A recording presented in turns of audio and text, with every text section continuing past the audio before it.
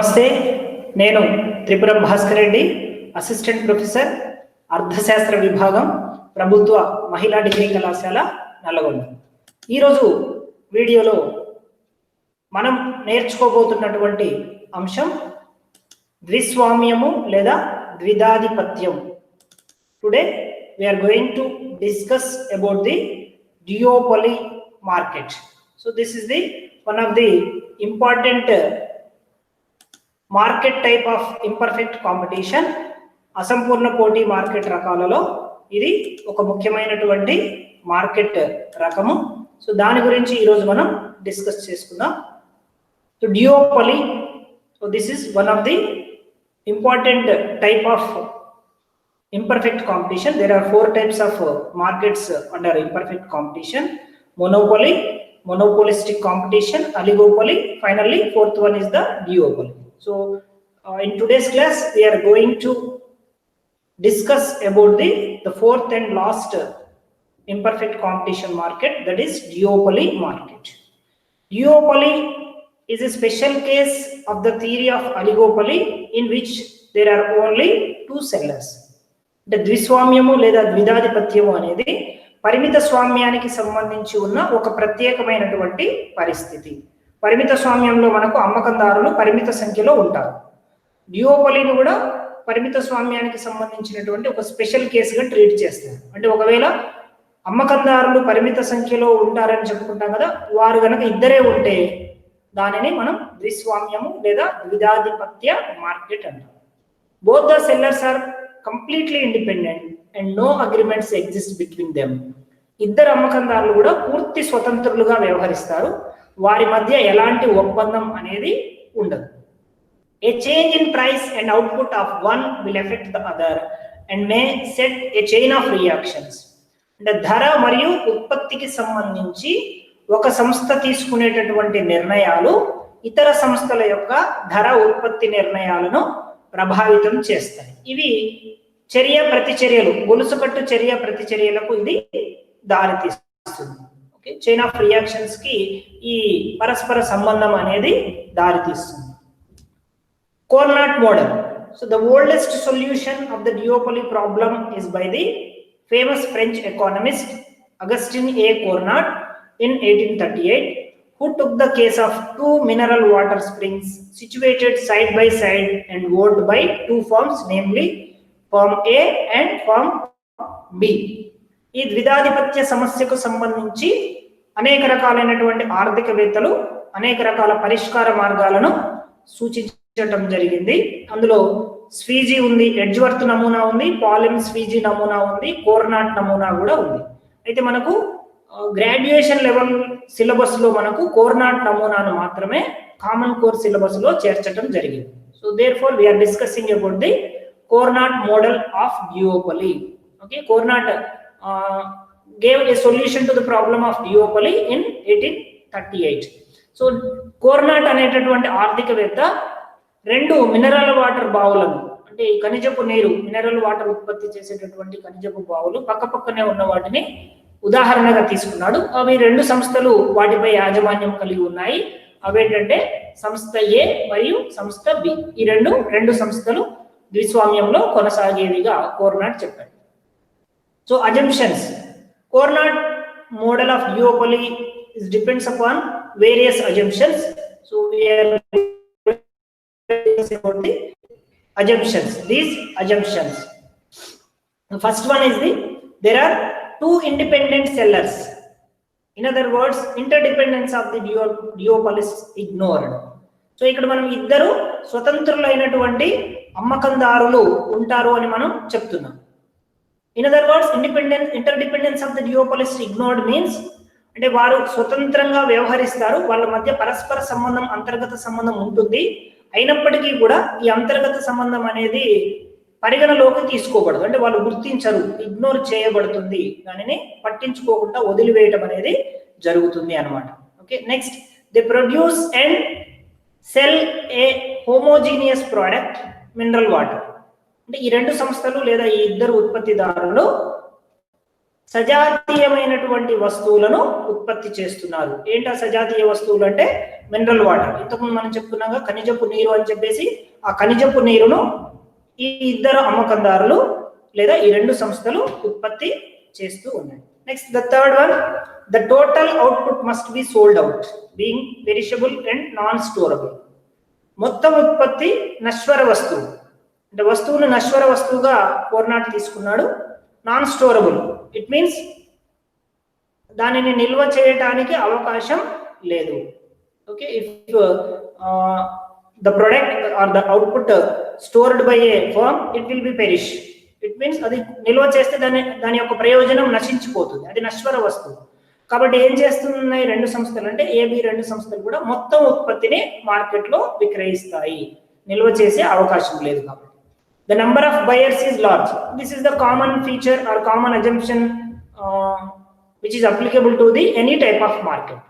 Okay, if you take monopoly or monopolistic competition or oligopoly or perfect competition, whatever the type of market it is. So the number of buyers is large in any type of market. అంటే మనకు market ఏ రకమైనదైనా సరే కొనుగోలుదారుల సంఖ్య మాత్రం అత్యధికంగా ఉంటుంది, అత్యధిక సంఖ్యలో కొనుగోలుదారులు ఉంటారు. Next fifth one, each seller knows the market demand curve for the product. అంటే ప్రతి అమ్మకందారుడు లేదా ప్రతి సంస్థ మార్కెట్ డిమాండ్ రేఖను అంటే ఉత్పత్తికి సంబంధించిన మార్కెట్ డిమాండ్ రేఖను తెలుసుకొని ఉంటారు. The cost of production is assumed to be zero. This is most important assumption. So this is the base for the Cournot solution or Cournot model of duopoly. Cournot ద్విధాధిపత్య సమస్య పరిష్కారానికి లేదా ద్విధాధిపత్య నమూనాకి కీలకమైన ప్రమేయం ఇది. ఉత్పత్తి వ్యయాలు ఉండవు అని కోర్నాట్ ప్రమేయం చేయడం జరిగింది. అంటే ఉపాంత వ్యయం శూన్యం అవుతుంది. Cost of production is assumed to be zero అంటే it means marginal cost is zero, MC is equal to zero. Next, both have identical costs and identical demands. అంటే రెండు సంస్థలు లేదా ఇద్దరు అమ్మకందారులు ఒకే రకమైన వ్యయ రేఖలు ఒకే రకమైన డిమాండ్ రేఖలు కలిగి ఉంటారు. అంటే వ్యయ రేఖలలో అంటే రెండు సంస్థల యొక్క వ్యయాల స్వభావంలో అదే విధంగా రెండు సంస్థల యొక్క డిమాండ్ స్వభావంలో ఎలాంటి తేడాలు ఉండవు. Okay, both costs and demands are identical. Next, each seller decides about the quantity he wants to produce and sell in each period.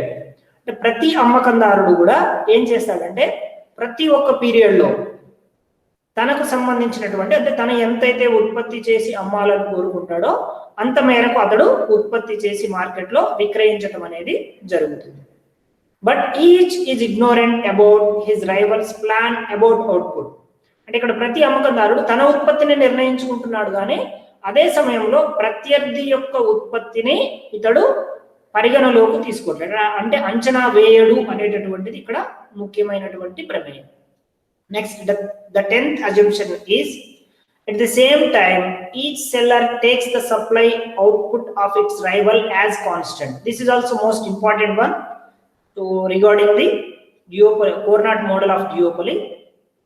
Each seller takes the supply output of its rival as constant. అంటే రెండు సంస్థలలో ఒక సంస్థ ఉత్పత్తికి సంబంధించి నిర్ణయాలు తీసుకునేటప్పుడు ఏమని భావిస్తుందంటే ప్రత్యర్థి సంస్థ ఉత్పత్తిని లేదా సప్లైని మార్చదు, ప్రత్యర్థి సంస్థ యొక్క సప్లై ఉత్పత్తి స్థిరంగా ఉంటుంది అని ఏ అనే సంస్థ బికి సంబంధించి అలాగే భావిస్తుంది, బి అనే సంస్థ కూడా ఏకి సంబంధించి అలాగే భావిస్తుంది. ఈ విధంగా రెండు సంస్థలు కూడా ప్రత్యర్థి సంస్థ సప్లైని ఉత్పత్తిని మార్చదు, ప్రత్యర్థి సంస్థ యొక్క సప్లై స్థిరంగా ఉంటుంది అని ప్రమేయం చేసుకుంటాయి అంటే అని భావిస్తాయి. Next, neither of them fixes the price for the product but each accepts the market demand price at which the product can be sold. ఇక్కడ ఉన్న రెండు సంస్థలు ఏవి కూడా ధరను నిర్ణయించలేవు, ఉత్పత్తికి అంటే తమ ఉత్పత్తికి తాము ధరను నిర్ణయించుకోలేవు. సో అంటే ఇక్కడ మనకు two firms are price takers not price makers as we have seen under perfect competition conditions. Under perfect competition condition also all firms are price takers, all firms are not price makers, because under perfect competition conditions the price is determined by the market forces, namely market demand as well as the market supply. Here also in duopoly market also two firms namely A and B are not able to fix the price of their product. అంటే తమ ఉత్పత్తులకు A B సంస్థలు తాము సొంతంగా ధరను నిర్ణయించుకోలేవు. But each accepts the market demand price at which the product can be sold. అంటే ప్రతి సంస్థ కూడా మార్కెట్ డిమాండ్ వద్ద ఉన్నటువంటి ధరను అంగీకరించి ఆ ధర వద్ద తమ ఉత్పత్తులను మార్కెట్లో విక్రయించుకుంటాయి. Next, the entry of the firms is blocked. This is also important one.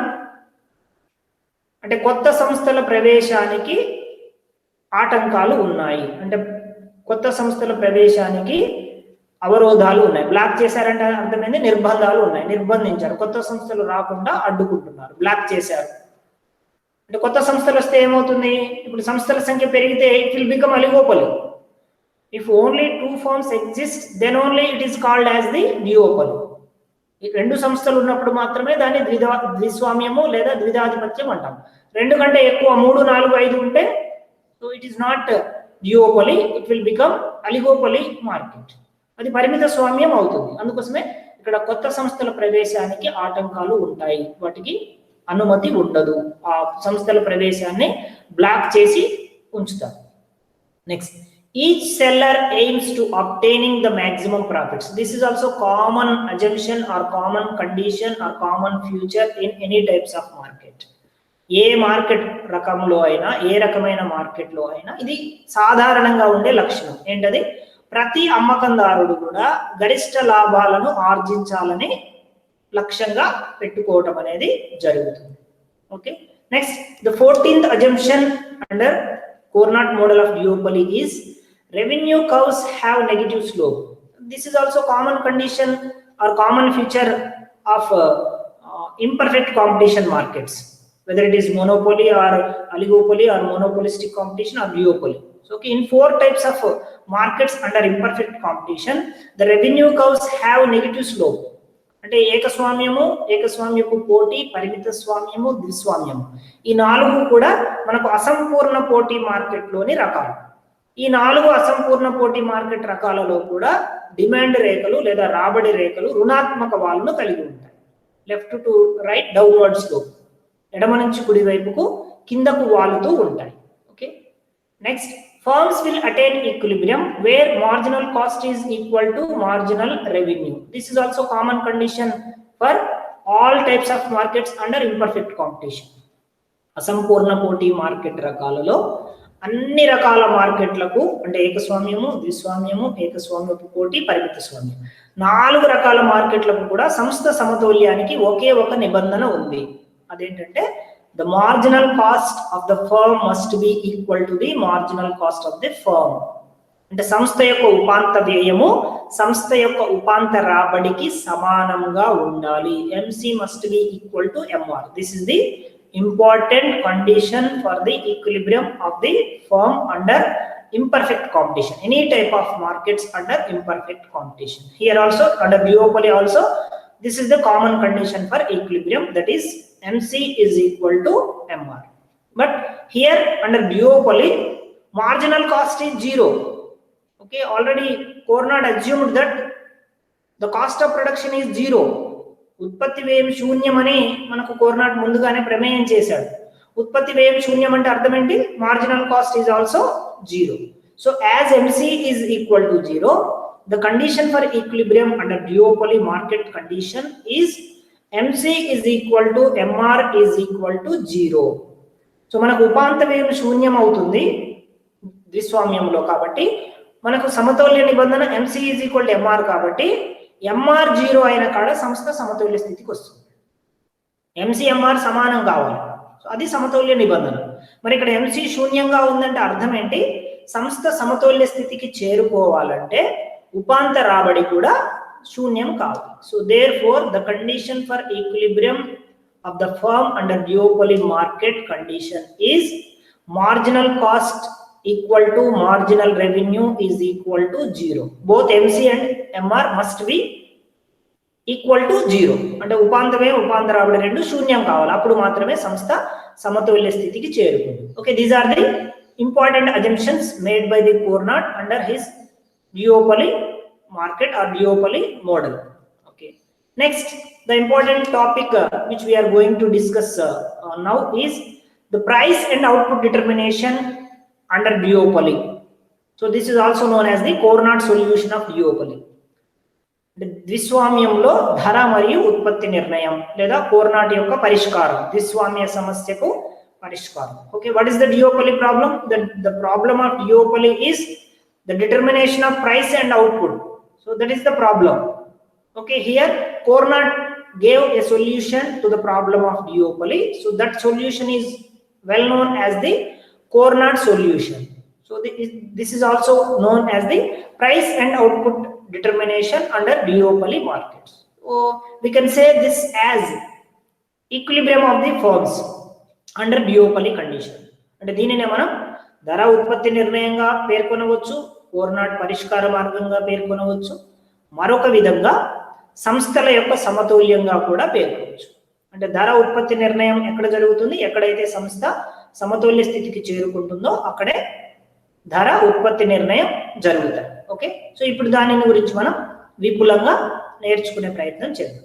So given these assumptions which we have already discussed 14 assumptions.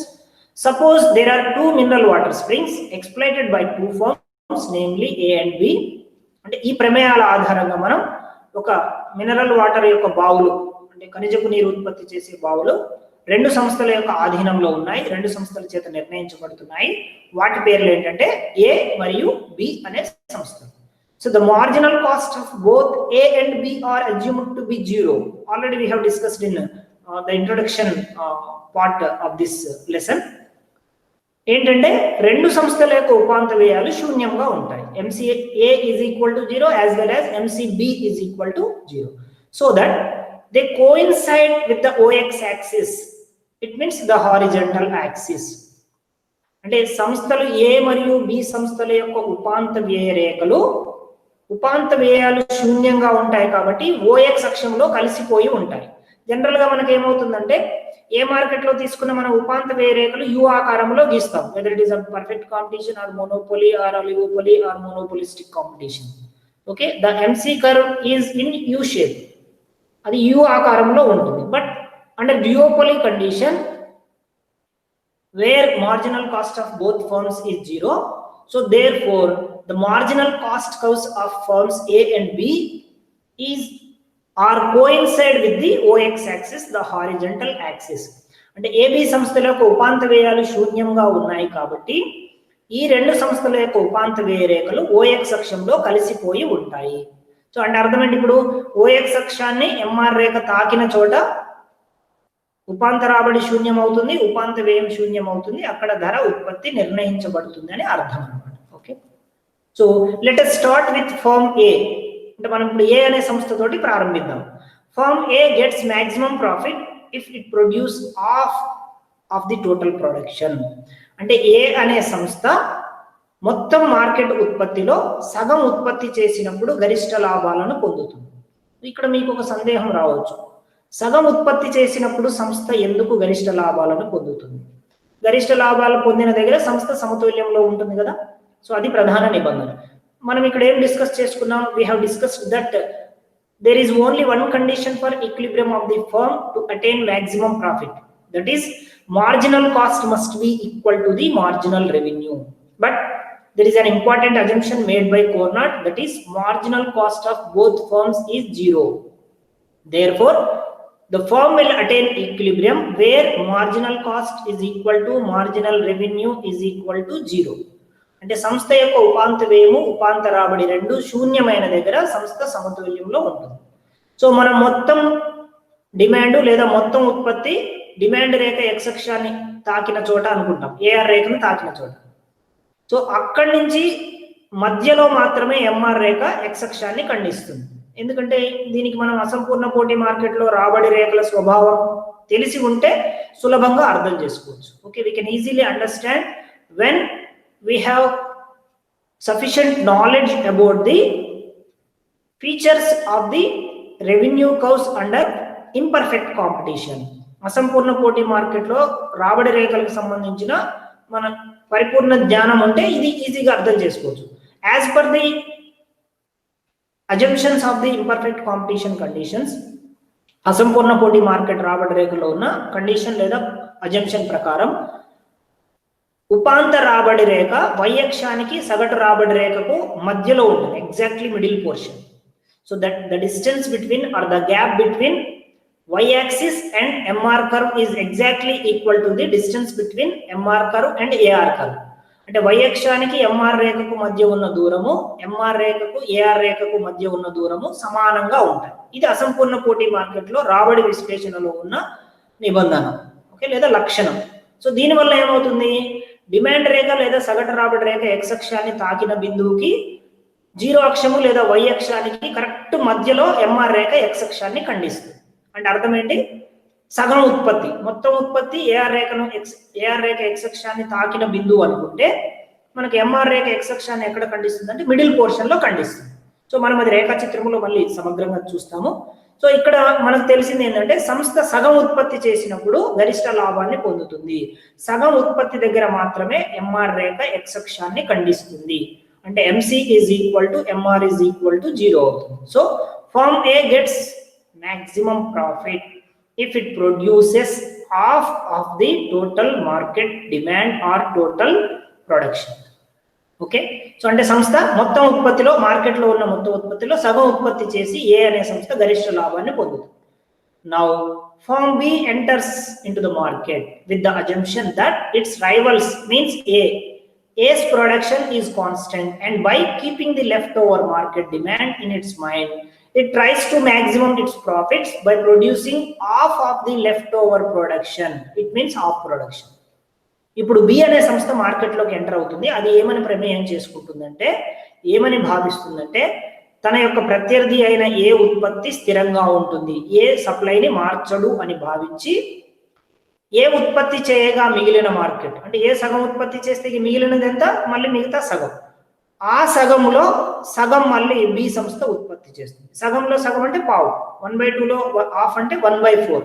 So B సంస్థ 1/4 పార్ట్ ని ప్రొడ్యూస్ చేస్తుంది. 1/4 వంతు ఉత్పత్తి చేసి గరిష్ట లాభాలను పొందుతుంది. మరి ఇక్కడ కూడా మీకు డౌట్ రావచ్చు, ఈ హాఫ్ లో హాఫ్ ఎందుకు B ప్రొడ్యూస్ చేస్తుంది? Here also the same condition will be applicable.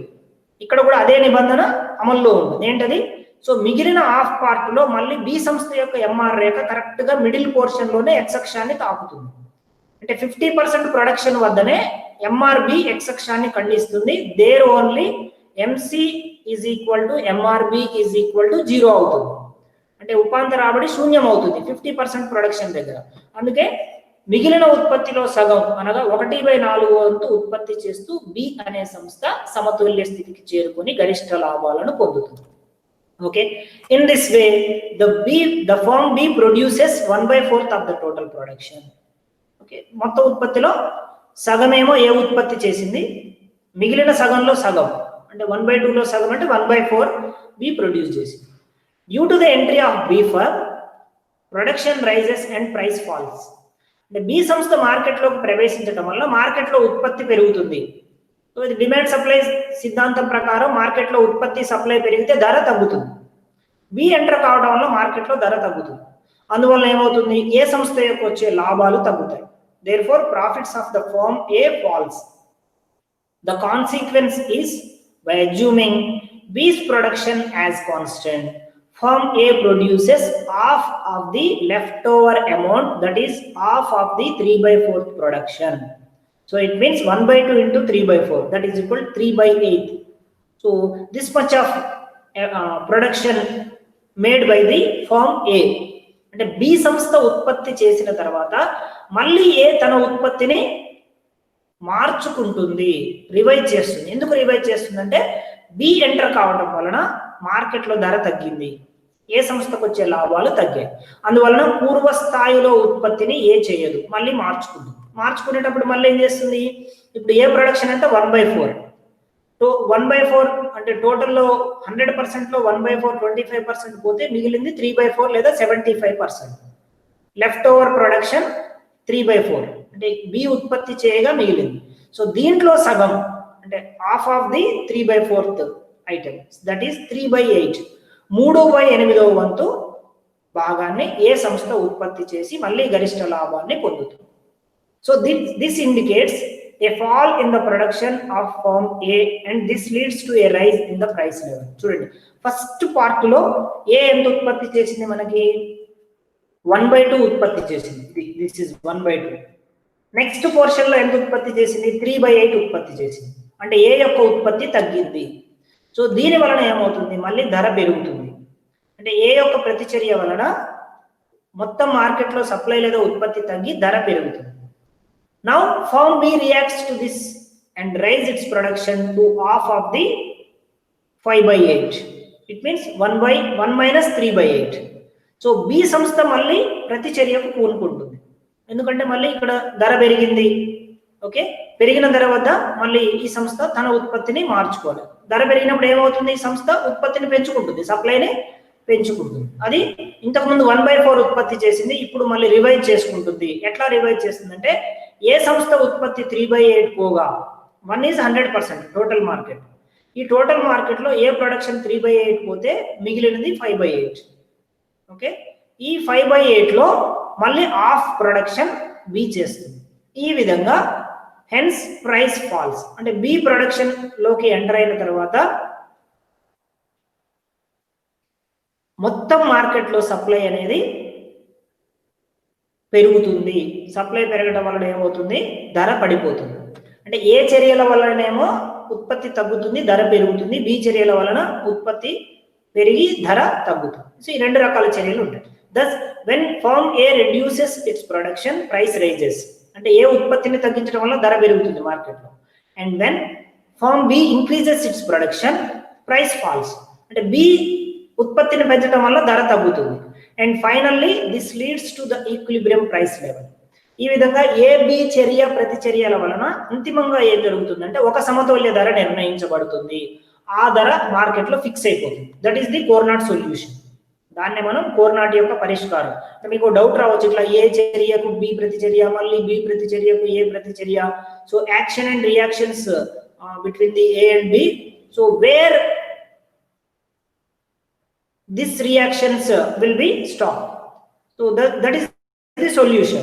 So Cournot described that finally this action and reactions of firms A and B leads to the equilibrium price level. At that equilibrium price level both firms will be under equilibrium.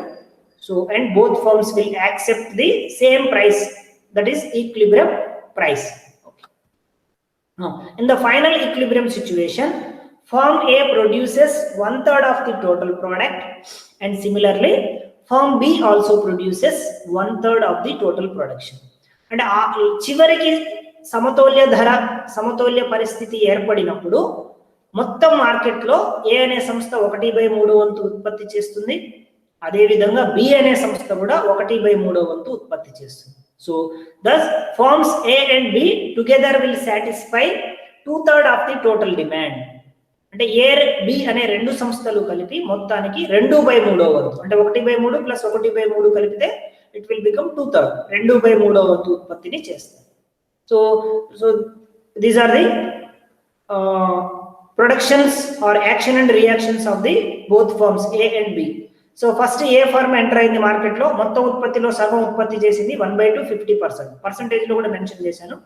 B enter అయింది, ఏ ఉత్పత్తి పోగా మిగిలినది అంటే 1 లో half పోతే మిగిలింది half, ఈ half లో హాఫ్ 1/4 ప్రొడ్యూస్ చేసింది 25%. So this is the initial productions of A and B. ప్రారంభంలో ఏ సంస్థ యొక్క ఉత్పత్తి 1/2 లేదా 50%, ప్రారంభంలో బి యొక్క ఉత్పత్తి 1/4 లేదా 25%. నెక్స్ట్ ఏ యొక్క రియాక్షన్ స్టార్ట్ అయింది, బి ఉత్పత్తి 1/4 పోగా మిగిలినది 3/4, దీంట్లో సగం 1/2 ఆఫ్ 3/4 3/8, అంటే పర్సంటేజ్ లో 37.5 ఏ ప్రొడ్యూస్ చేస్తుంది. మళ్ళీ బి ఎంటర్ అయి ఏ ఉత్పత్తి చేసిన 3/8 పోగా మిగిలిన 5/8 లో హాఫ్ ఉత్పత్తి చేస్తుంది, అంటే 5/16 ఉత్పత్తి చేస్తుంది. సో పర్సంటేజ్ పరంగా 31.25. ఇక్కడ చూడండి, ఏ ప్రొడక్షన్ 50% నుంచి 37.5 తగ్గింది సెకండ్ ఫేజ్ లో. ఫస్ట్ పీరియడ్ లో 50%, సెకండ్ పీరియడ్ లో 37.5 తగ్గింది. So at the same time B production in first period is 25%, it has increased in second period up to 31.25. అంటే B యొక్క ఉత్పత్తి పెరుగుతుంది, A యొక్క ఉత్పత్తి తగ్గుతుంది. సో థర్డ్ లెవెల్లో సో ఇదంతా మ్యాథమెటికల్ క్యాలిక్యులేషన్స్. సో ఇదంతా మనం ప్రతి దాంట్లో మనం ఏం చేస్తామంటే టోటల్లో ఏ పోర్షన్ పోగా మిగిలింది మళ్ళీ దాంట్లో సగం, మళ్ళీ టోటల్లో బి పోర్షన్ పోగా మిగిలింది దాంట్లో సగం, ఈ రకంగా హాఫ్ ఉత్పత్తి చేసుకుంటూ పోతే పర్సంటేజ్లు ఇవి వస్తాయి. So it is very easy to understand by following the percentage of production. So next third పీరియడ్లో ఏ యొక్క ఉత్పత్తి 34.37% తగ్గుతుంది, బి ఉత్పత్తి 32.81% పెరుగుతుంది. నాలుగో పీరియడ్లో ఏ ఉత్పత్తి ఇంకా తగ్గి 33.59 అవుతుంది, బి ప్రొడక్షన్ 32% నుంచి 33.2% పెరుగుతుంది. నెక్స్ట్ ఐదో పీరియడ్లో ఫిఫ్త్ పీరియడ్లో ఏ ఉత్పత్తి 33.39% తగ్గితే బి ఉత్పత్తి 33.3% పెరుగుతుంది.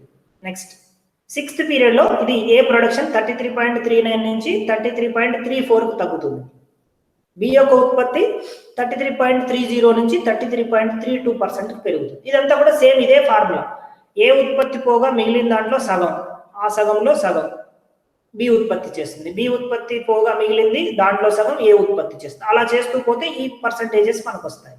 సో సెవెంత్ పీరియడ్లో ఏ యొక్క ఉత్పత్తి 33.337కి తగ్గుతుంది, బి ఉత్పత్తి 33.331% పెరుగుతుంది.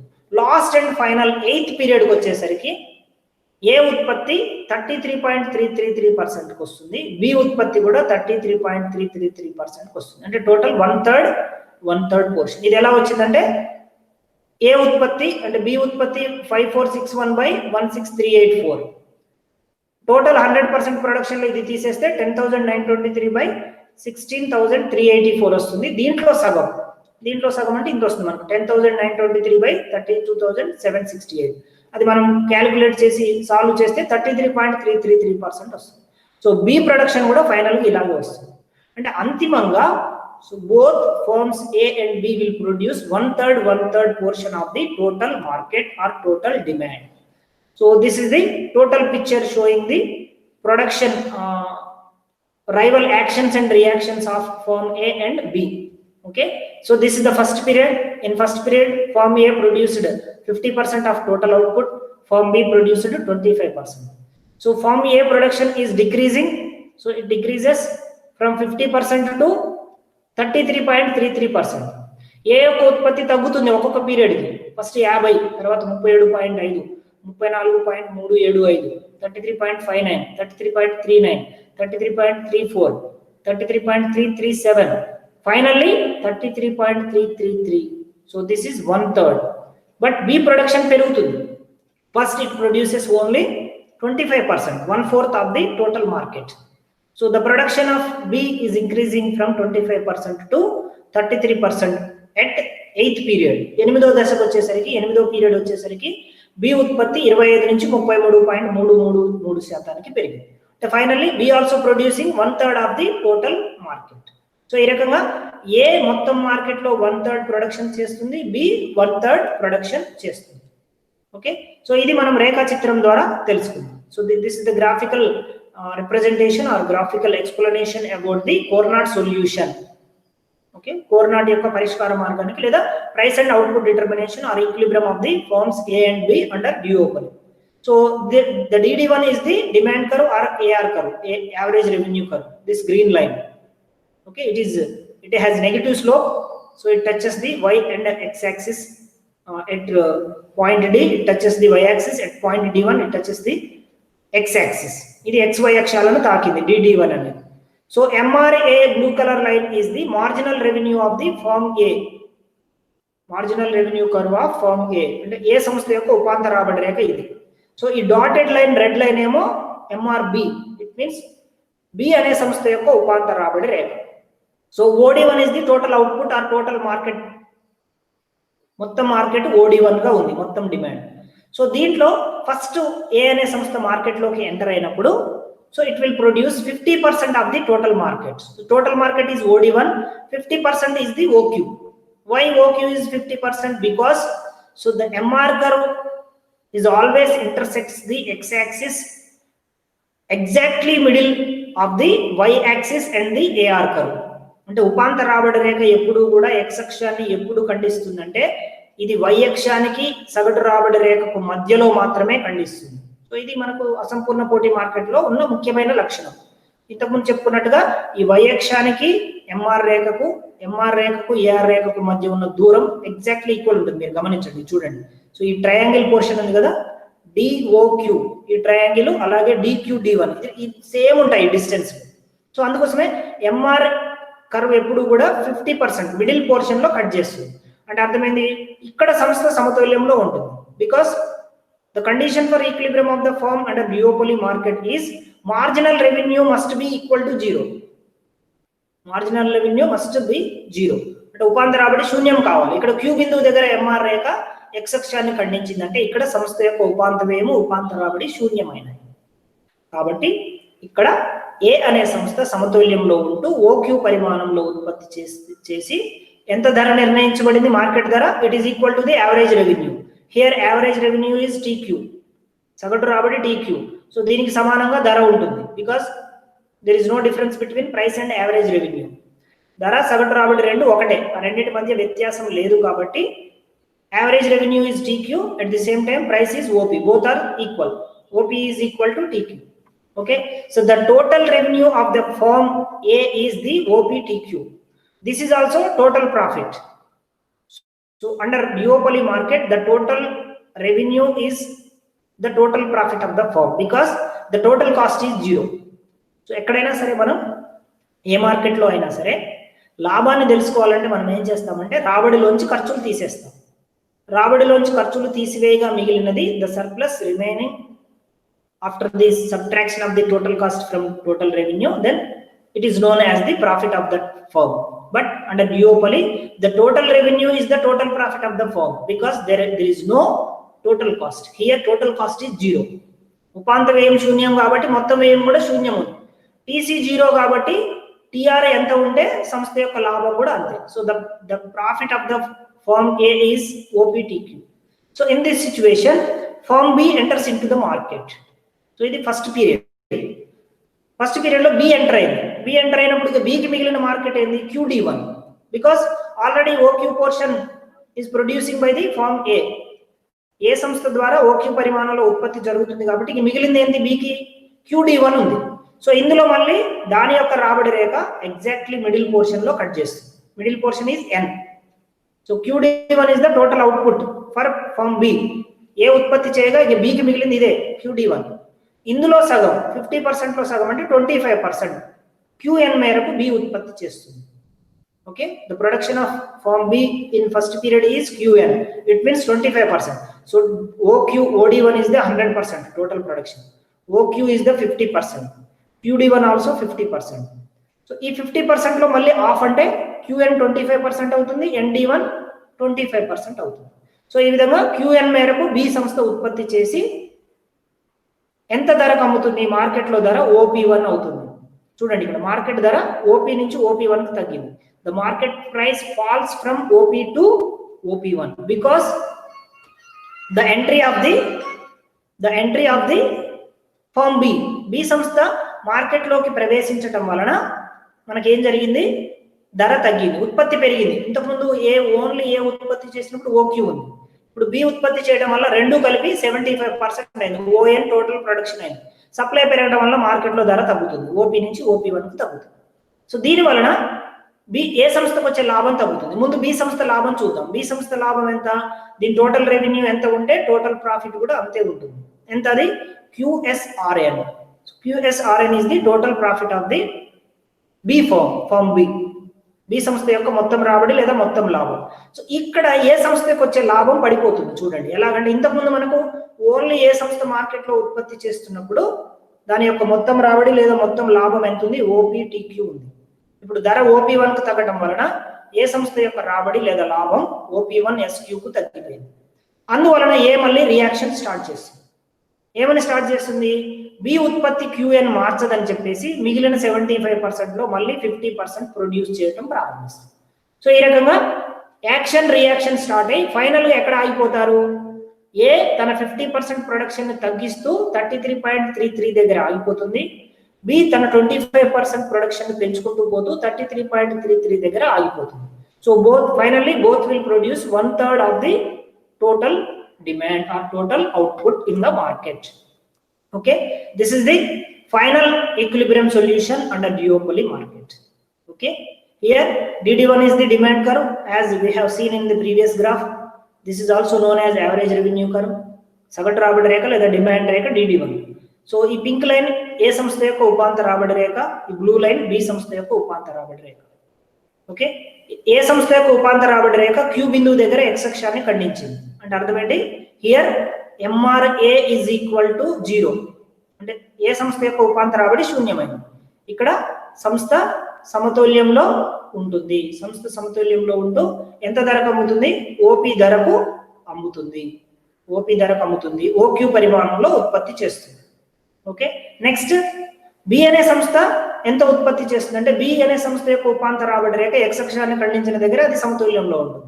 ఎక్కడ ఖండించింది, అది Q1 బిందువు దగ్గర ఖండించింది. ఇక్కడ బి అనే సంస్థ సమతుల్యంలో ఉంటూ Q1 మేరకు ఉత్పత్తి చేస్తుంది. ఇది కూడా ఎంత ధరకు అమ్ముతుంది, ఓపీ ధరకు అమ్ముతుంది. సో అందువలన ఏ సంస్థ బి సంస్థ రెండు ఒకే ధరకు అమ్ముతున్నాయి. Both firm A and firm B accepting the equilibrium price which is determined by the market. అంటే మార్కెట్ ద్వారా నిర్ణయించబడిన ఓపీ ధరను ఏ బి అనే రెండు సంస్థలు అంగీకరిస్తుంది.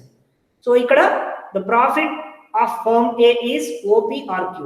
సో ఇది ఈ యాష్ కలర్ లో ఉన్న box, this is the total profit of the firm A and the yellow colour box is showing the total profit of the firm B. B సంస్థ యొక్క లాభం ఎంతంటే QRSQ1. సో ఈ రెండు సమానం అంటే ఏ సంస్థ ఎంత లాభం ఆర్జిస్తుందో బి సంస్థ కూడా అంతే లాభాన్ని ఆర్జిస్తుంది. ఏ సంస్థ ఎంత ప్రొడక్షన్ చేస్తుందో బి కూడా అంతే చేస్తుంది. 1/3 1/3. OQ is exactly equal to QQ1. So ఇంకా మార్కెట్లో 1/3 మిగిలిపోయి ఉంటుంది ఉత్పత్తి చేయకుండా వేస్టేజ్. ఓకే, ఎక్సెస్ కెపాసిటీ అంటారు దీన్ని. మార్కెట్లో ఇంకా 1/3 మిగిలిపోతుంది ఉత్పత్తి చేసే సామర్థ్యం చేయకుండా ఆగిపోతారు. ఎందుకంటే ఇక్కడే firm is getting maximum profits. So therefore 1/3 మనకు ఎక్సెస్ కెపాసిటీగా మిగిలిపోయి ఉంటుంది. సో ఈ రకంగా రెండు సంస్థలు సమానంగా ఉత్పత్తి చేస్తాయి, ఒకే ధరకు అమ్ముతాయి, ఒకే రకమైన లాభాన్ని పొందుతూ సమతుల్యంలో ఉంటాయి. This is the Cournot solution of duopoly problem. So దీన్ని మనం ఈక్వేషన్ పరంగా చూస్తే గ్రాఫ్ లో ఉన్నటువంటి అంశం production of firm A is OQ. So this is OQ 1/3. Next production of firm B QQ1, this one QQ1, this is also 1/3. సో ఇది total 100% అనుకుంటే OQ 1/3, QQ1 1/3, Q1D1 1/3. So leftover production, excess capacity in the market, that is Q1D1, this one Q1D1, this is also 1/3. అంటే మొత్తం demand మూడు భాగాలుగా విడగొట్టాం. ఒక భాగము మూడొంతుల్లో ఒక వంతు ఏ ఉత్పత్తి చేస్తుంది, మరొక వంతు బి ఉత్పత్తి చేస్తుంది, ఒక వంతు ఉత్పత్తి చేయకుండా వృధాగా మిగిలిపోయి ఉంటుంది. Equilibrium price is OP. So this price is accepted by both firm A and B. ఇది సమతుల్య ధర. ఇది ఏ సంస్థ అంగీకరిస్తుంది, బి సంస్థ అంగీకరిస్తుంది. రెండు కూడా ఆ ధర వద్దనే అమ్ముకుంటున్నాయి తమ వస్తురాశి.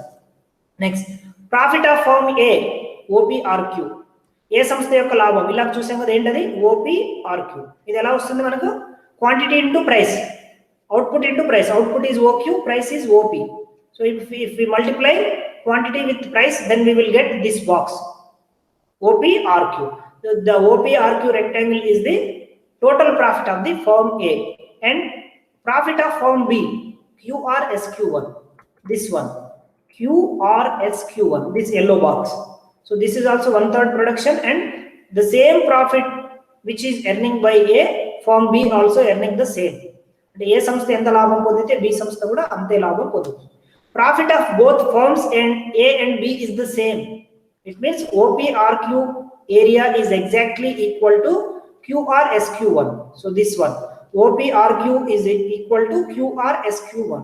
సో ఈ విధంగా రెండు సంస్థలు సమాన లాభాలు పొందుతూ ఒకే రకమైన అంటే సమాన పరిమాణంలో ఉత్పత్తి చేస్తూ ఒకే రకమైనటువంటి ధరకు అమ్ముతూ గరిష్ట లాభాలను పొందుతూ సమతుల్య స్థితికి చేరుకుంటాయి. సో ఈ విధంగా కోర్నాట్ అనే ఆర్థికవేత్త ద్విధాధిపత్య మార్కెట్లో సమతుల్యం ఏ విధంగా ఏర్పడుతుంది, ద్విధాధిపత్య సమస్య అంటే ధర మరియు ఉత్పత్తి నిర్ణయం అనేటటువంటి సమస్య ఏ విధంగా పరిష్కరించబడుతుంది అనేటటువంటి విషయాన్ని వివరించడం జరిగింది. Okay, so as per this the analysis of duopoly market or the solution of duopoly market has completed. Okay, ఇంతటితో ఈ వీడియో లెసన్ పూర్తయింది. డియర్ వ్యూవర్స్, ఈ వీడియో కనుక మీకు నచ్చితే లైక్ చేయండి, కామెంట్ చేయండి, షేర్ చేయండి. మరిన్ని అప్డేట్ కోసం సబ్స్క్రైబ్ చేయండి. Thank you.